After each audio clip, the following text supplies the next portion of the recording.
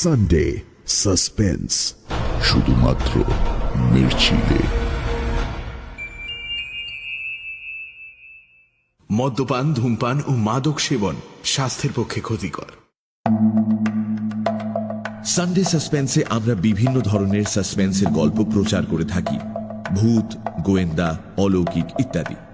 ভূতের গল্পে অনেক সময় আমরা দেখেছি সেখানে ব্ল্যাক ম্যাজিক, দেবদেবী, ঝাড়ফুঁক, তন্ত্রমন্ত্র ইত্যাদির উল্লেখ থাকে।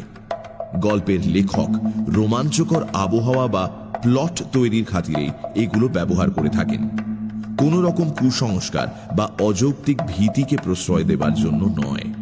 আমরা আশা করব সানডে সাসপেন্সের শ্রোতারাও সংস্কার মুক্ত হয়ে খোলা মনে গল্প শোনার আনন্দেই এই গল্পগুলি গ্রহণ করবেন। বাংলা সাহিত্যের রোমাঞ্চকর কিছু গল্প দিয়ে সাজানো আমাদের এই বিশেষ নিবেদন সানডে সাসপেন্স। আজ আপনার জন্য তারাদাস বন্দ্যোপাধ্যায়ের লেখা তারানাথ তান্ত্রিকের গল্প। তারাদাস বন্দ্যোপাধ্যায় স্বনামধন্য কথা সাহিত্যিক বিভূতিভূষণ বন্দ্যোপাধ্যায়ের একমাত্র পুত্র। ব্যারাকপুরে জন্ম 1947 সালের 15ই অক্টোবর, মৃত্যু 2000 সালের 18ই জুলাই। বাবার মতোই করেছেন শিক্ষকতা। রাজ্যের তথ্য ও সংস্কৃতি বিভাগের ডেপুটি ডিরেক্টর ছিলেন। তাঁর লেখা উল্লেখযোগ্য গ্রন্থ কাজল এবং কাজলের পরের পর্ব তৃতীয় পুরুষ।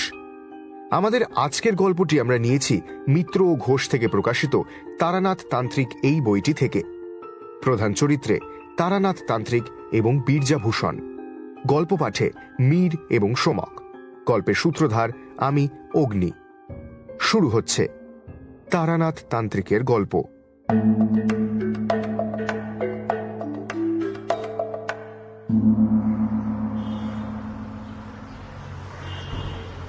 তারানাথ বলল, ক্ষমতার অপব্যবহার করতে নেই। শুধু তন্ত্রমন্ত্রের মাধ্যমে পাওয়া ক্ষমতার কথা বলছি না, জীবনের সমস্ত ক্ষেত্রেই সংযমের খুব প্রয়োজন, নইলে বিপদ ঘনিয়ে আসে। তোমরা তো কলেজে পড়া ছোকরা, ইতিহাসে পড়েছ নিশ্চয়ই। ক্ষমতার অযথা ব্যবহার করতে গিয়ে বড় বড় রাজা রাজড়াদেরও কি অবস্থা হয়েছে। তারানাথের চাইতে বয়সে অনেক ছোট হলেও আমি বা কিশোরী আর ঠিক যাকে ছোকরা বলে সে দলে পড়ি না। তবু তারানাথ আমাদের মাঝে মাঝে ছোকরা বলে সম্বোধন করে এবং আমরা মেনে নিয়ে থাকি। কিশোরী বলল, তত্ত্ব কথা শুনতে ইচ্ছে করছে না, বরং ক্ষমতার অপব্যবহার বিষয়ক কোনো জমাটি গল্প বলেন তো শুনি। তারানাথ হেসে বলল, কারো সর্বনাশে কারো পৌষ মাস হয় এই কথাটা একেবারে মিথ্যে নয়। একটা জমাট গল্প মানে কোনো একজনের ভয়ানক বিপদের গল্প। তো তোমাদের গল্পের যোগান দিতে হলে দেশে হাহাকার পড়ে যাবে। বললাম, তারানাথ, অনেকদিন ভালো গল্প হয়নি, আজ কিন্তু কোনো ফাঁকি চলবে না, আজ গল্প বলতেই হবে।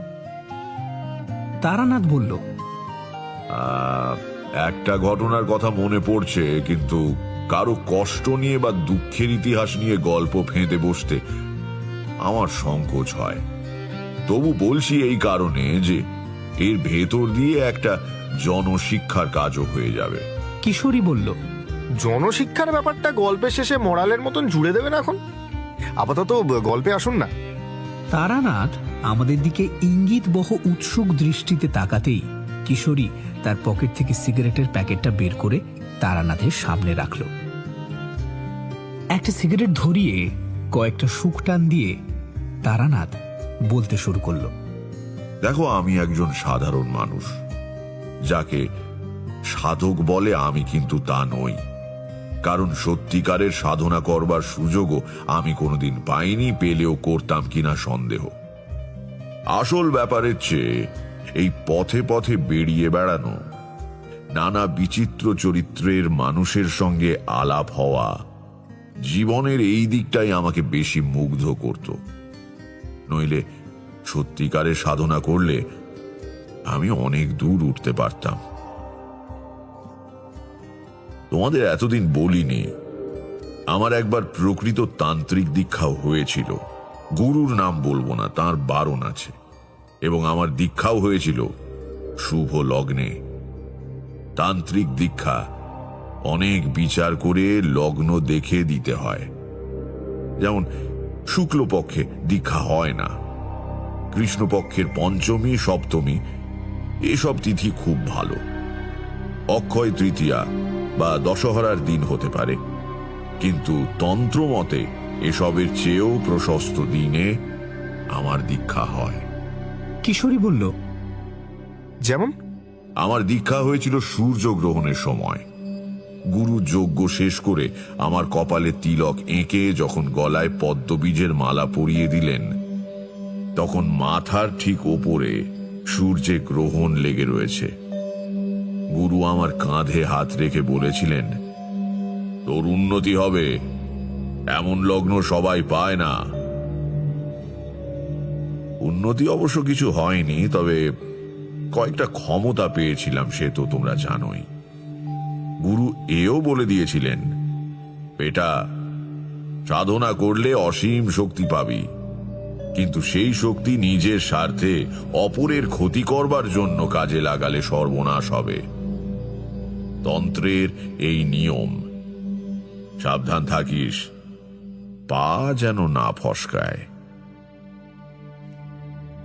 গুরুর কথা মতো চলতে পারিনি, অপরের ক্ষতি করিনি বটে, কিন্তু লোভে পড়ে আধ্যাত্মিক উন্নতির বদলে বৈষয়িক উন্নতি চেয়েছিলাম, ফলে শক্তি কমে গিয়েছে। নেহাত মধুসুন্দরী দেবী বলেছিলেন, কোনোদিন ভাত কাপড়ের জন্য ভাবতে হবে না, তাই চলে যায় একরকম করে। যাক, এসব কথা। তো একদিন বসে আছি এই বৈঠকখানা ঘরে, সময়টা সকাল। আগের দিন এক বেটা মারোয়ারিকে কোন শেয়ার ধরে রাখলে লাভ হবে বলে দিয়ে বেশ কিছু নগদ লাভ করেছিলাম। পড়তির মুখেও আমার কথায় ভরসা করে সে শেয়ার ধরে রেখে দেয়। পরের দিন মাঝরাতে বোম্বে থেকে ট্রাঙ্ক কল পাই, ওই শেয়ারের দর হঠাৎ বাড়তির দিকে। 7 দিনে কয়েক লাখ টাকা মুনাফা করে গতদিন সে এসে বেশ মোটা প্রণামী দিয়ে গেছে। মনটা বেশ ফুর্তি ফুর্তি লাগছে। এমন সময় দরজার কাছে একজন লোক এসে দাঁড়ালো, পরনে ধুতি আর টুইলের শার্ট, পায়ে পাম্প শু। বয়স আমারই মতো হবে। আমাকে দেখে লোকটা বলল, আচ্ছা, এটা কি আজ হাত দেখা হবে না। তারানাথ কার নাম? আমারই নাম। কেন, কি চাই? লোকটা কাছে এসে একটু সামনে ঝুঁকে ভালো করে আমাকে দেখে বলল, হ্যাঁ, তাই বটে, তুই তো তারানাথ। আমাকে চিনতে পারছিস না? আমি অবাক হয়ে তাকিয়ে আছি দেখে সে বলল, অবশ্য তোরই বা দোষ কি? দেখি আজকের কথা চিনতে পারলি না? আরে আমি বীরজা ভূষণ তালুকদার। আরো কিছুক্ষণ হাঁ করে তাকিয়ে থাকবার পর আমার মনে পড়ে গেল, আমাদের স্কুল জীবনের সেই ভূষণ পেছনের বেঞ্চিতে বসতো আর অনর্গল পকেট থেকে ডাঁসা পেয়ারা বের করে চিবোতো। তার পুরো নাম বীরজা ভূষণ ছিল। আমি তক্তাপোষ থেকে উঠে তার হাত ধরে বললাম, মাফ কর ভাই, সত্যি প্রথমটা চিনতে পারিনি। কবেকার কথা সব, আর চেহারাও তো একেবারে বদলে গিয়েছে। তারপর কি খবর বল? এই বস। খবর ভালোই। রাজা গজা কিছু হয়নি, কিন্তু ওই বেশ কেটে যাচ্ছে, বুঝলি তো। তুই কেমন আছিস বল? ভালোই, আমারও কেটে যাচ্ছে। শুনলাম তুই নাকি নাম করা জ্যোতিষী হয়েছিস, লোকের মুখের দিকে তাকিয়ে নাকি ভাগ্য বলে দিস। তো কলকাতায় এসে ভাবলাম তোর সঙ্গে দেখা না করে যাব না। বেশ করেছিস, থাক না আমার কাছে কদিন। থাকা হবে না, আজকের রাতটা হয়তো থাকবো, কিন্তু কাল সকালেই রওনা দিতে হবে।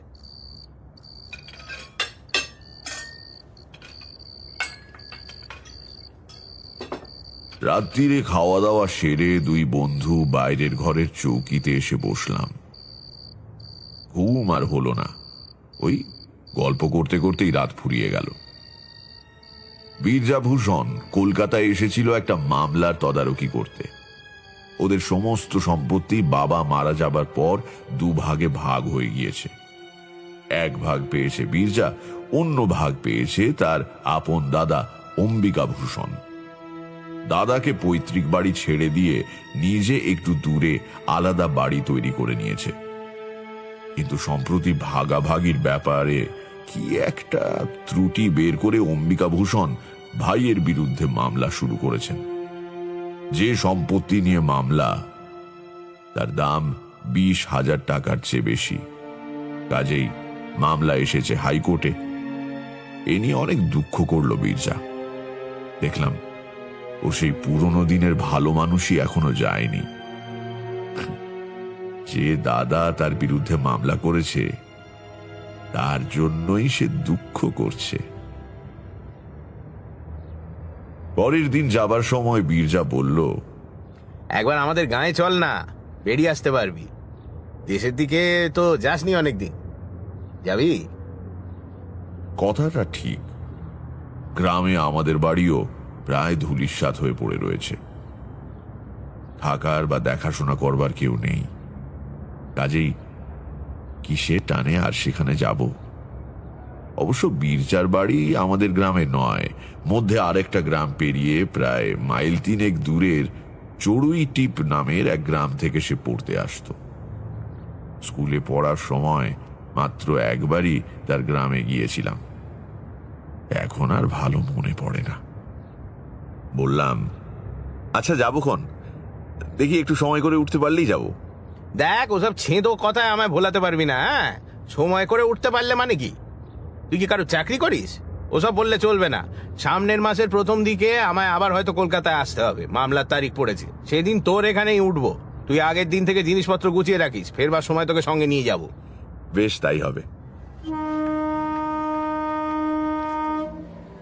পরের মাসে বীরজার সঙ্গে আমাদের গ্রামের স্টেশনে গিয়ে নামলাম কত বছর পরে। সেই হারানো শৈশবের সোনালী দিনগুলো স্বপ্নের মতো মনে আসে। হায়, যা যায় তা একেবারেই যায়। স্টেশন থেকে আমাদের গ্রাম 7 মাইল আর বীরজার গ্রাম মাইল 10। স্টেশনে নেমে দেখি আমাদের জন্য গরুর গাড়ি এসে দাঁড়িয়ে রয়েছে। বীরজা ব্যবস্থা করে রেখেছিল আগে থেকে। গরুর গাড়ি চেপে অনেক বছর পরে আবার কাঁচা রাস্তা দিয়ে দুলতে দুলতে যাওয়া এত ভালো লাগছিল যে বিচার করে দেখে বুঝতে পারলাম শহরে বাস করলেও শহরকে আমি আদৌ ভালোবাসি না। গ্রাম আমার রক্তে মিশে রয়েছে। চড়ুইটিপ গ্রামটা দেখতে ভারী ভালো। গ্রামের প্রান্ত দিয়ে বয়ে যাচ্ছে ছোট্ট একটি নদী। নদীর ধারে ঝোপঝাড়। সমস্ত গ্রামে কোথাও খুব ঘন জঙ্গল না থাকলেও ছাড়া ছাড়া গাছপালা প্রচুর। 3-4টে পাকা বাড়িও চোখে পড়ল। এছাড়া সবই হয় চালাঘর, নয়তো ওই করগেট টিনের ছাদওয়ালা বাড়ি। বীরজা আর তার দাদার বাড়ি পাশাপাশি, মাঝখানে এক টুকরো জমি। পাশাপাশি, কিন্তু মুখ দেখা দেখি নেই। যে বাড়িতে বীরজা আমাকে এনে তুলল, সে বাড়ি সে নতুন করেছে। ছোটবেলায় আমি এসেছিলাম পাশের ওই পুরনো বাড়িতে, যেখানে এখন অম্বিকাভূষণ থাকেন। শৈশবের স্মৃতিমণ্ডিত কোনো জায়গায় অনেক দিন পরে গেলে যে আনন্দ অনুভব করা উচিত, সেরকম কিন্তু খুব একটা হলো না। কারণ গ্রামে ঢুকতেই আমার একটা অদ্ভুত অনুভূতি হলো। তোমরা তো জানো, দেবী আমাকে কিছু অতিমানবিক ক্ষমতা দান করেছিলেন। গ্রামে ঢুকেই আমার মনে হলো এখানে একটা অমঙ্গলজনক কিছু ঘটছে।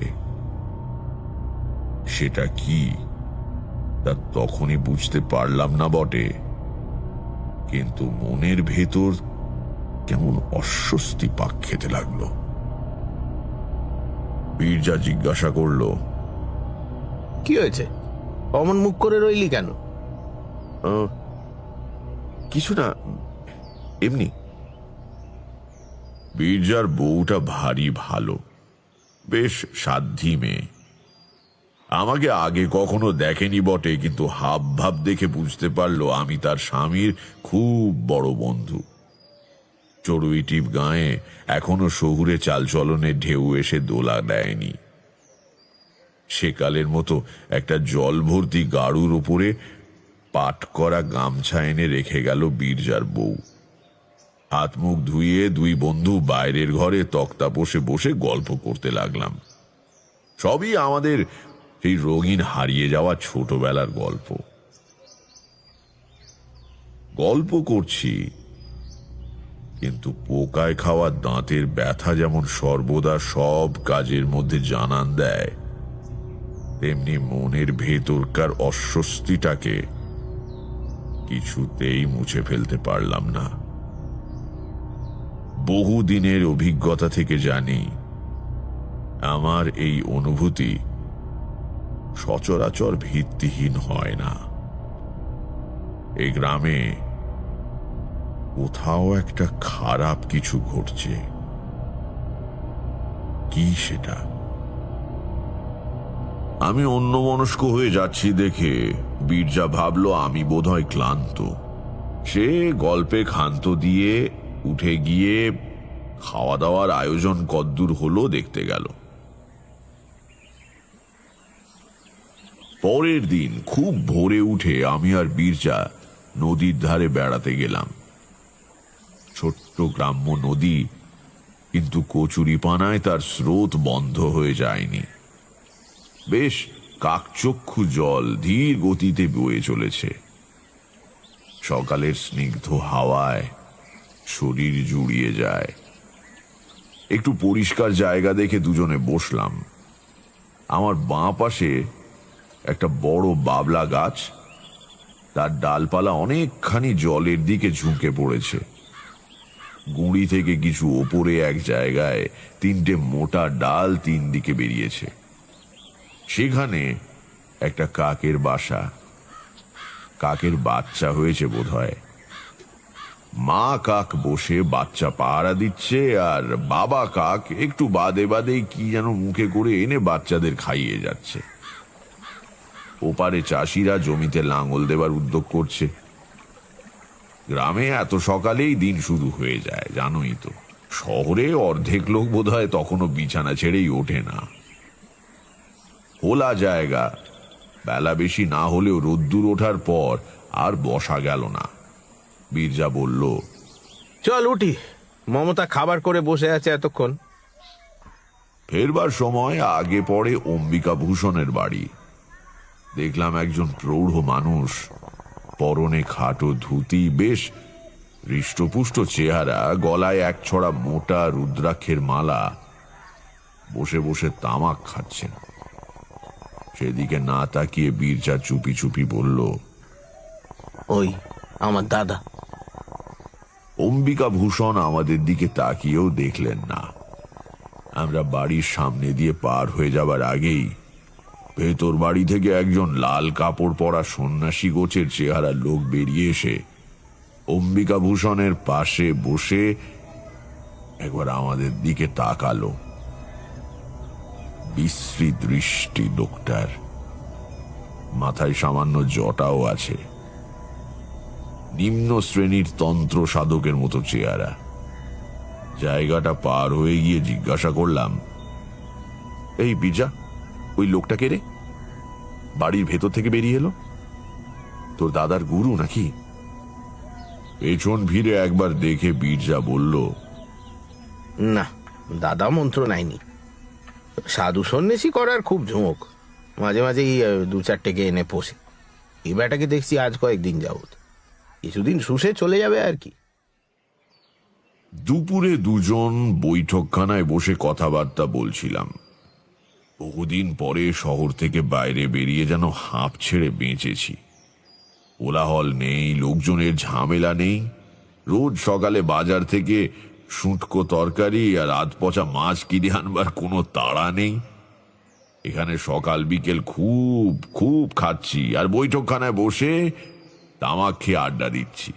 আর পরিবেশও বেশ শান্ত। বেড়াতে বেরুলে মেঠো পথ, বাঁশ ঝাড়ে নুয়ে পড়া ডগার উপরে বসে পাখির গান, মনে হয় এসব ছেড়ে এতদিন ছিলাম কি করে।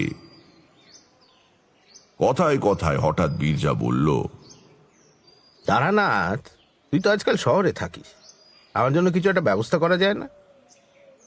কিসের ব্যবস্থা? মানে ওসব দিকে আমার একটা চাকরি টাকরি হয় না?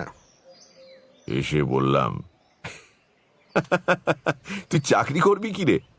তোর বংশে কেউ কোনোদিন পরের কাজ করেনি, আর তাছাড়া সেরকম কারোর সঙ্গে আমার পরিচয়ও নেই। মনে হয় দাদার সঙ্গে এই মামলায় আমি পেরে উঠবো না রে।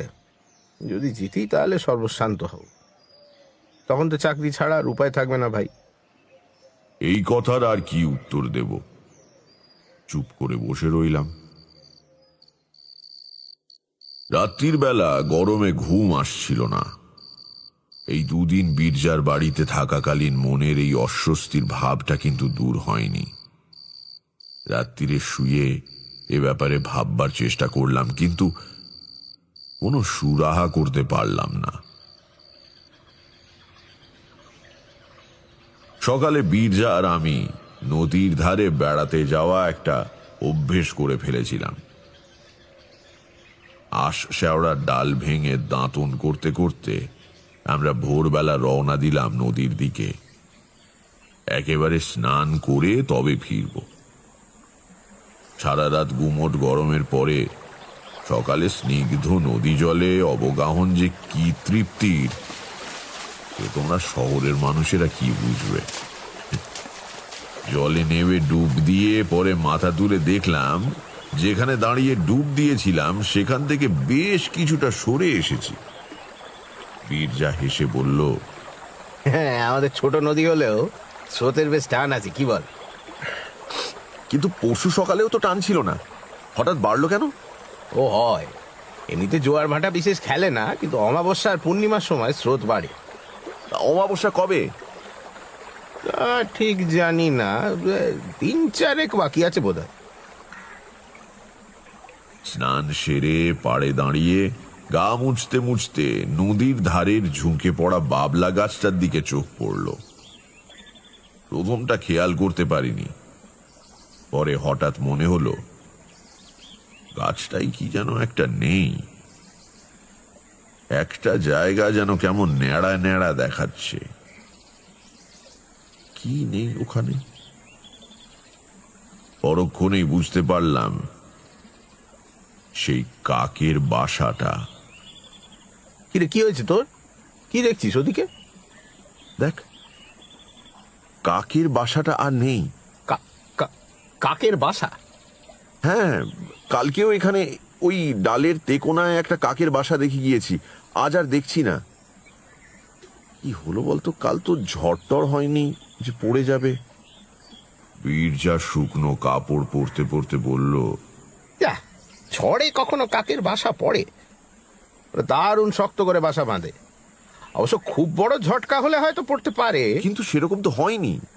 ছাড় না, একটা কাকের বাসা নিয়ে মাথা ঘামাবার কি আছে?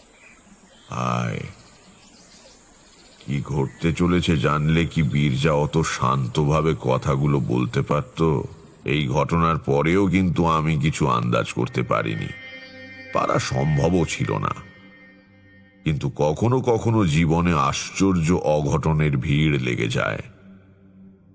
সকালে যার কথা খুব ভেবেছি, বিকেলে 10 বছর পরে হয়তো সেই বন্ধু এসে হাজির হলো, কিংবা হয়তো সকালে একটা তালা এবং বিকেলে সেই তালাটারই চাবি রাস্তায় কুড়িয়ে পাওয়া যায়। এর পরের দিনই সে ধরনের একটা ব্যাপার ঘটায়। আমি মনে মনে 2 আর 2 যোগ করে দিলাম। চড়ুইটিপ থেকে মাইলাস্টেক পশ্চিমে বসন্তপুর বলে একটা গ্রাম আছে। সে গ্রামের কল্যাণেশ্বর শিব খুব জাগ্রত। প্রতি বছর চড়কের সময় বড় মেলা বসে। মন্দিরও নাকি বহুদিনের পুরনো। গায়ে পোড়ামাটির কাজ রয়েছে শুনে বীরজাকে বলেছিলাম একবার দেখতে যাবার কথা। বীরজা গ্রামের আবিদ শেখকে বলে রেখেছিল পরের দিন সকালে তার ঘোড়ার গাড়ি নিয়ে আসতে। সমস্ত গ্রামে ওই আবিদেরই একমাত্র গাড়ি। মাঝে মাঝে স্টেশনে গিয়ে ভাড়া খাটে, অবসর সময় পড়ে পড়ে ঘুমোয়।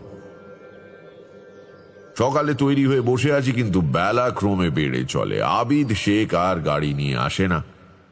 বীরজা বিরক্ত হয়ে বলল, ধুর, যত সব কুঁড়ে লোককে নিয়ে কারবার। এত বেলা হয়ে গেল, আজ আর রওনা হওয়া যাবে না। গেলে ফিরতে বিকেল হয়ে যাবে। নে, জামা কাপড় খুলে ভালো করে বস। এইসব বলা কওয়া হচ্ছে এমন সময় ম্লান মুখে আবিদ শেখ এসে উপস্থিত। বীরজা গেল চোটে। এ কেমন তোমার কাণ্ড জ্ঞান আবিদ? হ্যাঁ, সে কখন থেকে বসে আছি, আজ আর যাওয়াই হলো না। কি হয়েছিল তোমার? গাড়ি কই? আবিদ শেখ বিষণ্ণ মুখে বলল, আর বলবেন না কর্তা, সকালে উঠেই ঘোড়া জুতে গাড়ি নিয়ে আসছিলাম, কিন্তু ঘোড়া কিছুতেই গাড়ি টানবে না। কত গুঁতো গাঁথা দিলাম, তবু ঘোড়া দেখি ঠায় দাঁড়িয়ে। অনেক দিনের পোষা জানোয়ার কর্তা, কথা বললে শোনে। পরে মনে হলো ওর ঘাড়ে ব্যথা হয়েছে কোনো কারণে, গাড়ি টানতে গেলে ব্যথা লাগছে।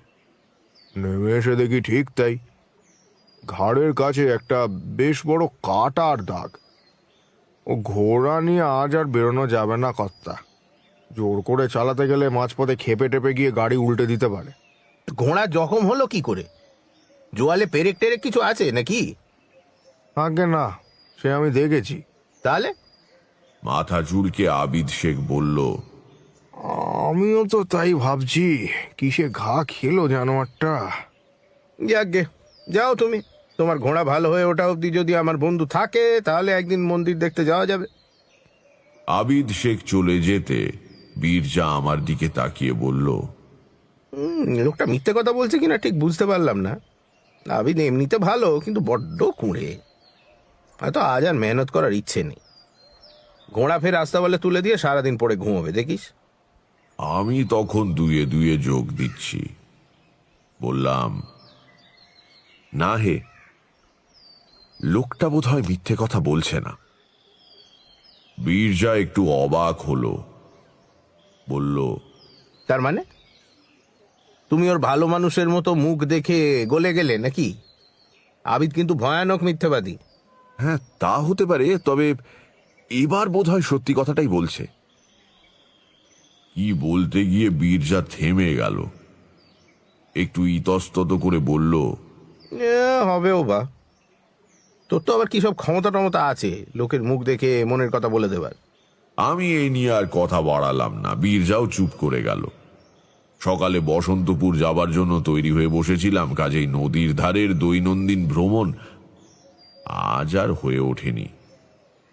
দুপুরে খাওয়ার পর নিটোল একটি দিবানিদ্রা দিয়ে উঠে দেখলাম বেলা গড়িয়ে গিয়েছে। এখনই বেরিয়ে পড়লে কিছুক্ষণ নদীর ধারে বসা যায়। মুখে চোখে জল দিয়ে রওনা দিলাম।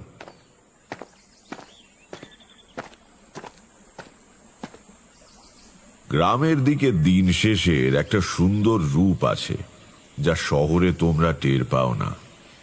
আস্তে আস্তে আমার চোখের সামনে নদীর ওপারের চষা ক্ষেত আবছা অন্ধকারে ম্লান হয়ে এলো। পাখিরা মাথার ওপর দিয়ে ফিরে যাচ্ছে বাসায়। সারাদিনের গরমের পর নদীর বুক থেকে জোলো হাওয়া ভেসে আসছে। বাংলার বাতাসে বৈরাগ্য আছে, বুঝলে। কিছুক্ষণ চুপ করে খোলা হাওয়ায় বসে থাকলে মনে হতে শুরু করে, কে কার কি হবে অনর্থক উন্নতির চেষ্টা করে। অন্ধকার বেশ চেপে আসছে দেখে বাড়ি ফেরবার জন্য উঠে দাঁড়ালাম। সঙ্গে সঙ্গে নজর পড়ল ওপাশের সেই বাবলা গাছটার দিকে। গাছের নিচে একটু ঝোপ মতো, আর তার মধ্যে কি যেন নড়ছে। অস্বীকার করতে পারবো না, প্রথমে বেশ ভয়ই পেয়েছিলাম। এদিককার গ্রামে সন্ধ্যের দিকে এখনো বুনো শুয়োর বেরোয়। শখ করে হাওয়া খেতে এসে শেষে বুনো শুয়োরের হাতে পড়লাম নাকি। এই শুয়োর বড় পাজি জানোয়ার, অকারণেই তেড়ে এসে দাঁত দিয়ে পেট চিরে দেয়। কিন্তু না, শুয়োর নয়। আমার পায়ের আওয়াজ পেতেই বোধহয় ঝোপের মধ্যে থেকে একজন উঠে দাঁড়ালো। অম্বিকা ভূষণের বাড়িতে দেখা সেই তান্ত্রিক সন্ন্যাসী। তার হাতে কতগুলো শেকড় বাকড়। লোকটা তীব্র জ্বলন্ত দৃষ্টিতে আমার দিকে তাকিয়ে রইল। তার চোখের দিকে তাকালে মনে হয় পৃথিবীতে সব আলো, হাসি, গান ফুরিয়ে গিয়েছে। যেন কাল সকালে আর সূর্য উঠবে না এবং 5 মিনিটের মধ্যে আমি মারা যাব। তোমরা হলে সেই চাউনিতেই তোমাদের হাত পা ঠান্ডা হয়ে আসতো, কিন্তু আমি তারানাথ। আমারও জীবন কেটেছে ভয়ানক সব সাধকদের সঙ্গে মেলামেশা করে। তারা সত্যিকারের সাধক। আর এই লোকটাকে দেখেই বুঝতে পারলাম এর কিছু ক্ষমতা আছে বটে, কিন্তু সে নিম্ন শ্রেণীর ক্ষতি করার ক্ষমতা। সেটা বুঝেই মনে জোর পেলাম। লোকটা আমার দিকে তাকিয়েই আছে। আমি তার চোখে চোখ রেখে বললাম, কি শ্বেত সর্ষে জোগাড় হলো? মুহূর্তের মধ্যে তার মুখে বিস্ময়, ক্রোধ ইত্যাদি কয়েকটা অভিব্যক্তি খেলে গেল। আমার দিকে এক পায়ে এগিয়ে এসে অদ্ভুত কর্কশ গলায় বলল, তুমি কি করে জানলে? আবার বললাম, কাকের বাসা তো আগেই সংগ্রহ হয়েছে। নিম পাতা কি কালকে পাড়া হবে না পরশু? পরশুই তো অমাবস্যা, তাই না? সে কিছুক্ষণ আমার দিকে স্থির চোখে তাকিয়ে রইল। তারপর আস্তে আস্তে প্রত্যেকটি কথা গরম লোহার মতো বিধিয়ে দিয়ে বলল, ও, তুমি জেনেছ তাহলে? তাই তোমাকে দেখে সেদিন আমার আমি বোকা। আমারই আগে বোঝা উচিত ছিল। তারপরেই তার চোখ আবার দপ করে জ্বলে উঠল। মাথাটা সামনে ঝুঁকিয়ে সে বলল, কিন্তু বিশেষ লাভ কিছু হবে না। এক সাধকের অবিচার ক্রিয়ায় বাধা দেওয়া নিয়ম বিরুদ্ধ, জানো তো? হ্যাঁ, দিয়েও সুবিধে করতে পারবে না। আমার যা করবার আমি করবই। বাধা দিলেও লাভ হবে না। আমার ক্রিয়ার ফল হবেই। দেখা যাক। সে কয়েক মুহূর্ত আমার দিকে তাকিয়ে থেকে, বেশ, দেখো তাহলে, বলে পেছন ফিরে হাঁটতে শুরু করলো। খুব মন খারাপ নিয়ে বীরজার কাছে ফিরলাম। আমি নিজের অভিজ্ঞতা থেকে জানি, এসব সাধকদের ভালো করার ক্ষমতা না থাকুক, ক্ষতি করবার শক্তি কিন্তু খুবই থাকে। কিশোরী হঠাৎ জিজ্ঞেস করলো, কিন্তু আমরা যে অন্ধকারে রয়ে গেলাম, আপনি কিভাবে 2 2 4 করলেন বললেন না? তারানাথ হেসে বলল, তাও তো বটে। গল্প বলতে বলতে ভুলে গিয়েছিলাম যে তোমরা এসব ব্যাপার কিছুই জানো না। আচ্ছা বলি, শোনো। প্রথমে নদীর ধারের বাবলা গাছ থেকে কাকের বাসাটা অদৃশ্য হয়ে যাওয়াতে আমার মনের ভেতরে টনক নড়ে ওঠে। তোমাদের এই জিনিসটা ব্যাখ্যা করে বোঝাতে পারবো না। বহু অভিজ্ঞতায় শ্মশানে শ্মশানে ঘুরে একটু একটু করে এটা দাঁড়িয়ে গিয়েছে। কখনো মুন্ডমালা তন্ত্র অথবা হংস পারমেশ্বর নামে কোনো বইয়ের নাম শুনেছ? আমি বললাম, কই না তো। তারানাথ বলল, সেই বইয়ে শ্বেত বগলা নামে এক দেবীর উল্লেখ রয়েছে। তার পুজো করে তারপর উচাটন ক্রিয়া করতে হয়। কারুর ক্ষতি করবার জন্য যে তান্ত্রিক ক্রিয়া, তারই নাম উচাটন। অমাবস্যার দিন ছাড়া শ্বেত বগলার পুজো হয় না। ঘোড়া আর মোষের রক্ত মিশিয়ে কালি তৈরি করতে হয়। তারপর কাকের পালকের কলম দিয়ে যার সর্বনাশ করতে চাও তার নাম একটা নিম পাতার ওপর ওই রক্ত দিয়ে লিখতে হবে। লেখার সময় একটা মন্ত্র উচ্চারণ করতে হয়, সেটা অবশ্যই তোমাদের বলবো না। এরপর ষোড়শোপচারে শ্বেত বগলার পুজো করে হোম করতে হবে। যজ্ঞের সমিধ হচ্ছে সাধারণত বেলকাঠ বা জগডুমুরের কাঠ, কিন্তু এই যজ্ঞ করতে হয় কাকের বাসার সরু সরু কাঠি দিয়ে। প্রত্যেকটি কাঠি যজ্ঞের আগুনে দেবার আগে শ্বেত সর্ষের তেলে ভিজিয়ে নিতে হয়। পূর্ণাহুতি দেওয়ার সময় ওই শত্রুর নাম লেখা নিম পাতাটি যজ্ঞের আগুনে দিলেই কাজ শেষ।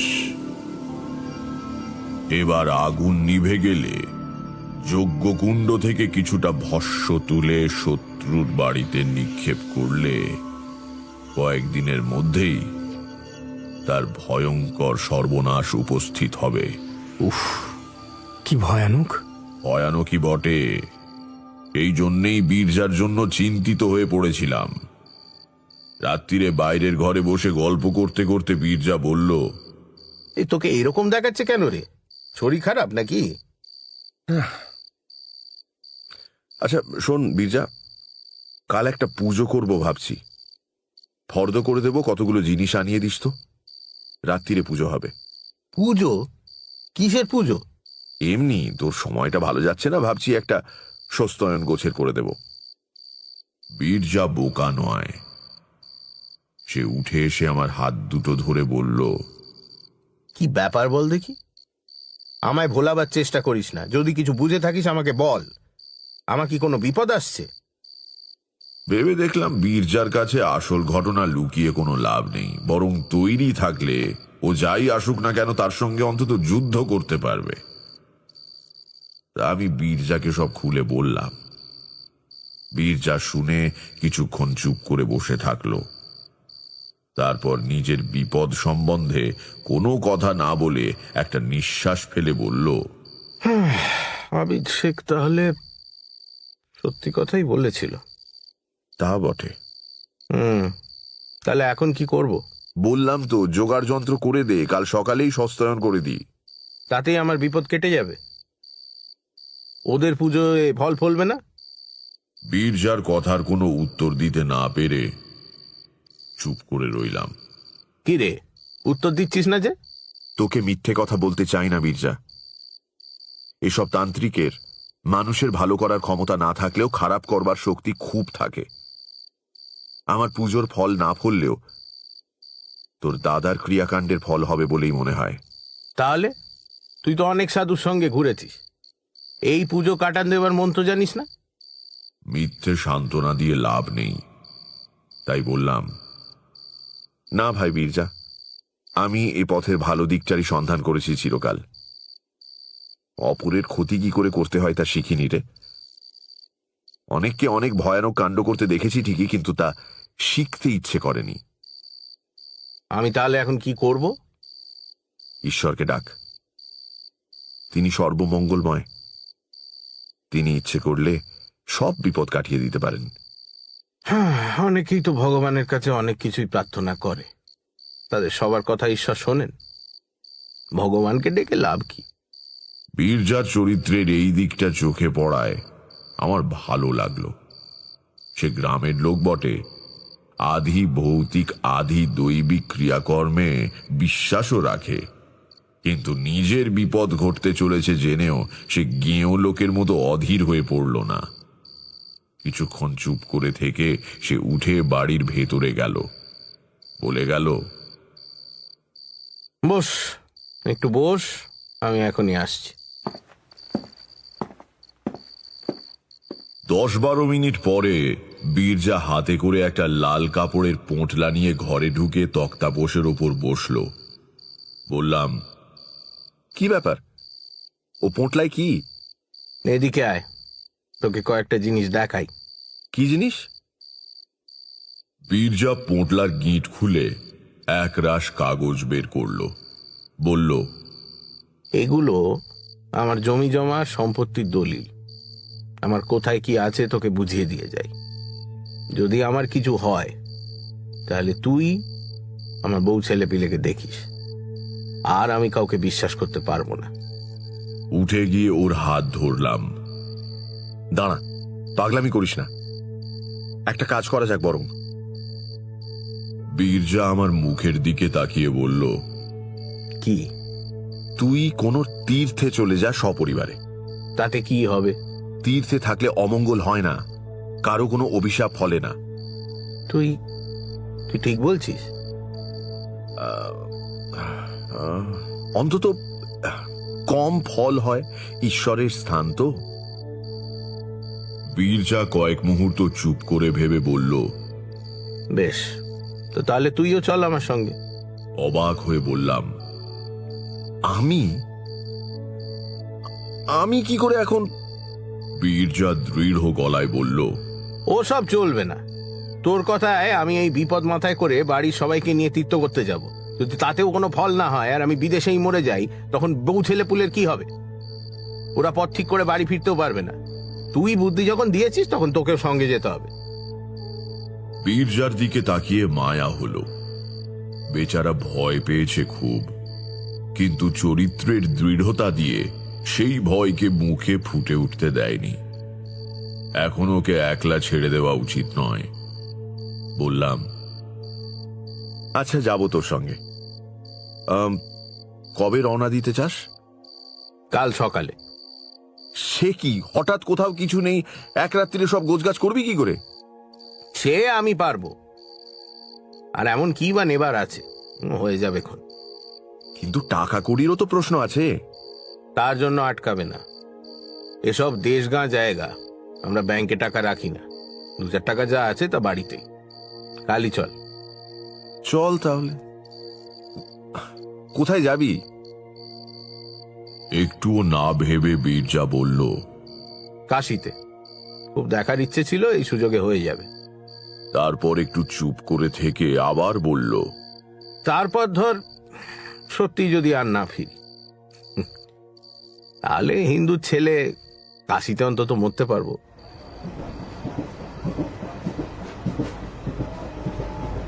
সারা রাত্রি তোড়জোড় করে পরের দিন সত্যিই আমরা কাশী রওনা দিয়ে দিলাম। বীরজার স্ত্রীকে আসল কারণ জানানো হলো না। দুই বন্ধুর হঠাৎ বেড়াতে যাবার শখ হয়েছে, এই কথা তাকে বলা হলো। যাবার পথে নিবারণ রায়, বীরজার দূর সম্পর্কের মামা, তাকে ঠিকানা দিয়ে এলো বীরজা।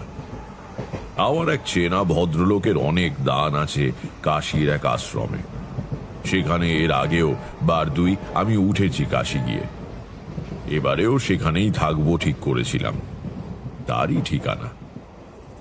তখনও জানি না যে ঠিকানাটার সত্যিই দরকার পড়বে।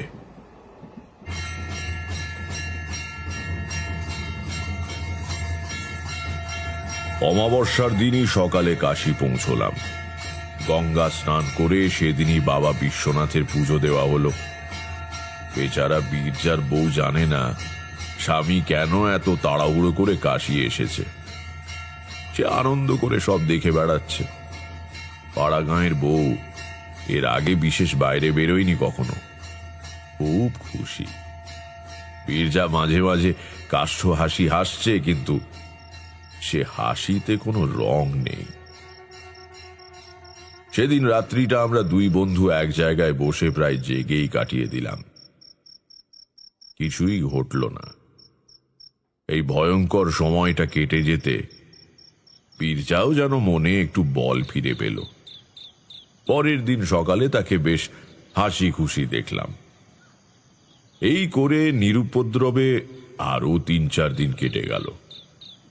পঞ্চম দিনে বীরজাই আমাকে বলল, মনে হচ্ছে এই যাত্রা বেঁচে গেলাম, বুঝলি না?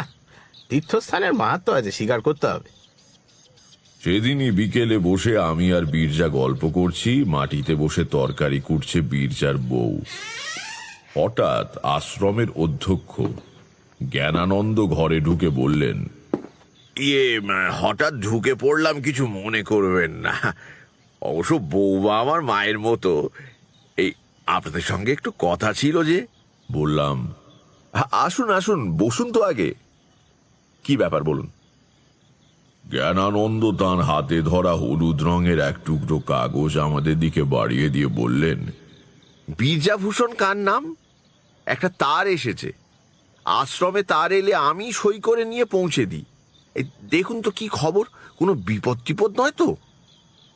বিপদ আর কি হবে, বীরজা তো সমস্ত পরিবার নিয়ে এখানে। তার খুলে বীরজার চোখ মুখ কেমন যেন হয়ে গেল। জিজ্ঞেস করলাম, কি হয়েছে বীরজা, কি খবর কি? বীরজা আমার দিকে তারটা বাড়িয়ে দিয়ে বলল, দাদা তার পাঠিয়েছেন, পড়ে দেখ। পড়ে দেখলাম, অম্বিকা ভূষণেরই করা তার বটে। বিশেষ কিছু লেখা নেই, শুধু বলা হয়েছে, অবিলম্বে ফিরে এসো, বাড়িতে বিপদ। বীরজার দিকে তাকিয়ে বললাম, কি বিপদ বলে মনে করিস? তা কি করে বলবো, কিছু তো বলা হয়নি। তাছাড়া দাদা হঠাৎ, যার জন্য এত কাণ্ড, ধুত্তর আমার মাথাটাই গুলিয়ে যাচ্ছে। চল ফিরি, নিশ্চয়ই কিছু গুরুতর হয়েছে, নইলে দাদা তার করতেন না। ট্রেনে আসতে সমস্ত পথ বীরজা বলল, রক্তের টান, বুঝলি, দাদা ভুল বুঝতে পেরে আমাকে আবার ডেকেছে। আমি তার কথার উত্তর দিইনি তখন, কারণ হঠাৎ আমার মনের মধ্যে আবার সেই পুরনো অমঙ্গলের ধ্বনি বেজে উঠেছে, যেন অবিলম্বে একটা অশুভ কিছু ঘটতে চলেছে। এর ওপর বীরজাকে আর কিছু বলে ভয় দেখিয়ে লাভ নেই, কিন্তু আমি জানি কিছু একটা ঘটবেই বা ঘটছে। আমার এই অনুভূতি মিথ্যে হয় না, হলো তাই। গরুর গাড়ি নিয়ে স্টেশন থেকে একেবারে অম্বিকা ভূষণের বাড়ির সামনে গিয়ে নামা হলো। মালপত্র গাড়িতেই রেখে আমরা ঢুকলাম বাড়িতে। চারদিকে কেমন একটা থমথমে ভাব, বাইরের ঘরে কেউই নেই। বীরজা অন্দরের দিকে পা বাড়াবে এমন সময় স্বয়ং অম্বিকা ভূষণ এসে ঘরে ঢুকলেন। বীরজা নিচু হয়ে তার পায়ের ধুলো নিয়ে প্রণাম করে বলল, কি হয়েছে দাদা, তার করেছো কেন? উত্তরে অম্বিকা ভূষণ ভাইকে জড়িয়ে ধরে কেঁদে ফেললেন।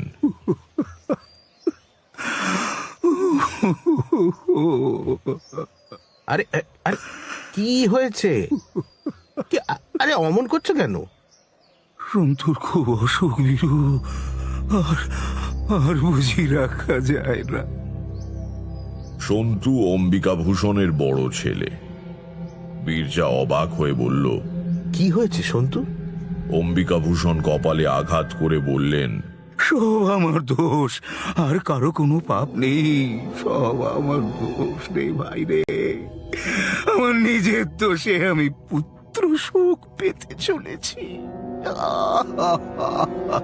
আরে আরে শান্ত হও, শান্ত হও দাদা, শান্ত হও, সব ঠিক হয়ে যাবে, অস্থির হয় না।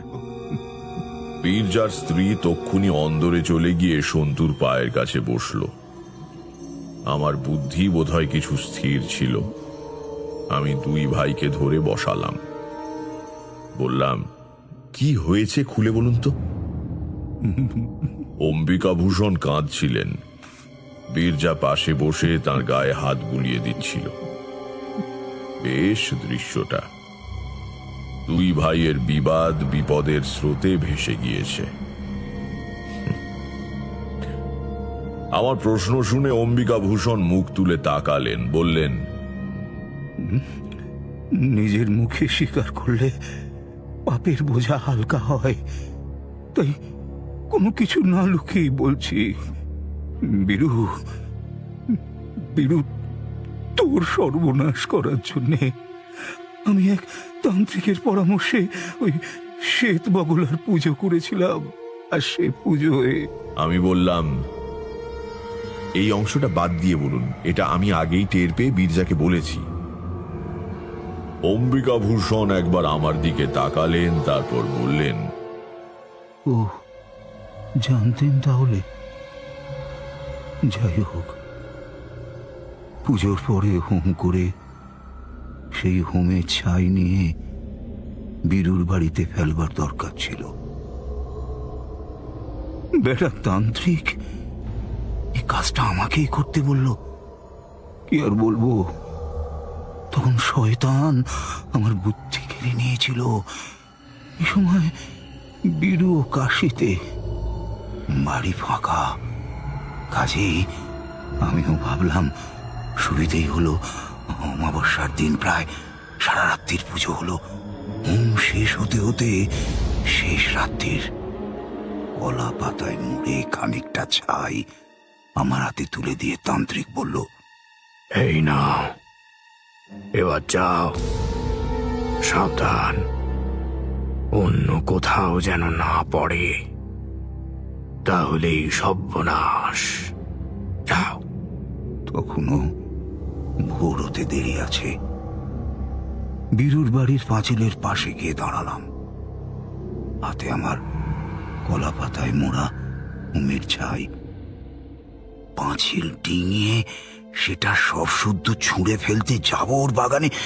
কি বলবো মশাই, একটু মেঘ নেই বা ঝড়ের চিহ্ন নেই কোথাও, অথচ প্রচন্ড একটা বাতাসের ঝাপটা এলো কোথা থেকে। ততক্ষণে আমিও সেটা ছুঁড়ে দিয়েছি হাত থেকে। আমার চোখের সামনে বাতাসের মুখে উড়ে গিয়ে তা পড়লো আমারই বাড়ির উঠোনে।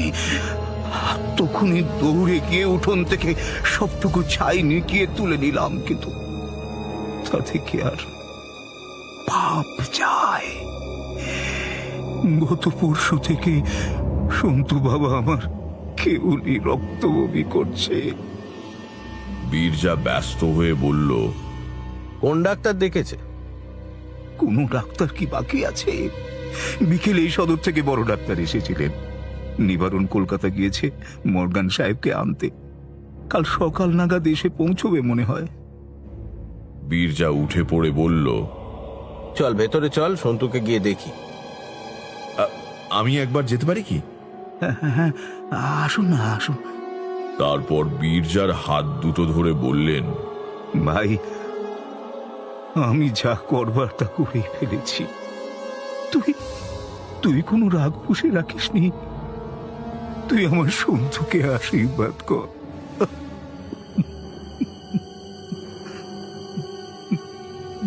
অমন করে বলছো কেন দাদা? সন্তু আমার নিজের ছেলের মতো।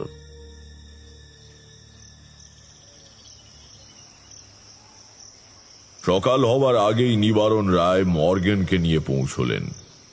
শেষ রাতে ট্রেনে এসেছেন। স্ট্যানলি মর্গান রোগী দেখে বললেন, This could be peritonitis. If it's been ruptured, then I'm afraid the boy's not going to survive. If he gets a little better, you need to bring him to Calcutta for an operation. পরের কথা তোমাদের একটু সংক্ষেপে বলি। সন্তু বেঁচে উঠেছিল। আমাদের সবার মিলিত প্রার্থনার জোরেই হোক বা অম্বিকাভূষণের অনুতাপে ঈশ্বর দয়া করার জন্যই হোক, সন্তু 3 দিনের দিনে একটু ভালো হয়ে উঠল। ডাক্তার মর্গান নিজে তার অপারেশন করেন। যে ভালো হয়ে ওঠে, 2 ভাইয়ের ঝগড়াও চিরকালের জন্য মিটে যায়। কিন্তু তান্ত্রিক প্রক্রিয়ায় অপরের ক্ষতি করতে গিয়ে মানুষ নিজের কি বিপদ ডেকে আনে দেখলে তো? বোধহয় ভগবানই অম্বিকাভূষণকে একটু শাস্তি দিতে চেয়েছিলেন, নইলে সামান্য বাতাসের চিহ্ন নেই কোথাও। অথচ অমন হবে কি করে? কিশোরী বলল, আচ্ছা, সে তান্ত্রিকের কি হলো? সে পরের দিনই লোটা কম্বল নিয়ে কাউকে না বলে ভেগেছিল। প্রাণের ভয় সবারই আছে তো। সন্তুর অসুখের ব্যাপারটা তো কাকতালীয় হতে পারে। তারানাথ কড়া চোখে তাকিয়ে বলল, পাষণ্ড কোথাকার! আর যদি কখনো তোমাদের গল্প বলেছি। শুনছিলেন তারানাথ তান্ত্রিকের গল্প। রচনা তারাদাস বন্দ্যোপাধ্যায়। গল্প পাঠে তারানাথ তান্ত্রিক এবং আশ্রম অধ্যক্ষর ভূমিকায় মীর। আংশিক গল্প পাঠে ও তান্ত্রিকের চরিত্রে সোমক, বীরজাভূষণ তালুকদার এবং doctor Stanley Morgan Deep, Ambika ভূষণের ভূমিকায় শঙ্করী প্রসাদ মিত্র, ধ্বনি পরিকল্পনা ও আবহ সঙ্গীত Subhadeep, poster design team asterisk, Kishori Abid Sheikh, গল্পের সূত্রধার, শব্দগ্রহণ এবং পরিচালনায় আমি অগ্নি। মির্চির তরফ থেকে আন্তরিক ধন্যবাদ শ্রী শঙ্করী প্রসাদ মিত্র এবং লেখকের স্ত্রী মিত্রা বন্দ্যোপাধ্যায়কে এই বিশেষ উদ্যোগে আমাদের পাশে থাকার জন্য। শেষ হল তারাদাস বন্দ্যোপাধ্যায়ের লেখা তারানাথ তান্ত্রিকের গল্প। আগামী সপ্তাহে আরও একটি রোমাঞ্চকর গল্প নিয়ে হাজির হবে সানডে সাসপেন্স।